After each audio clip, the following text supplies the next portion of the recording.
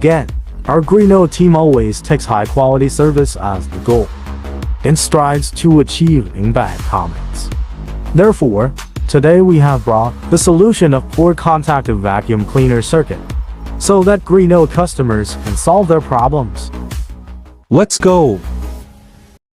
3 conditions caused by poor circuit contact. First case, the LED light is on and off. Meanwhile, the floor brush can rotate only when the LED light is on. Second case, the vacuum cleaner tilts and does not work. Stand upright and work. Third case, the vacuum cleaner works all the time, but the floor brush and LED light do not work. If you are experiencing such problems in the video, don't worry. Please follow the solution as soon as possible to shoot a problem elimination video, and contact our official email to replace with new parts. First step. If the 3 parts are connected, it will not work. Please connect the floor brush directly with the machine head.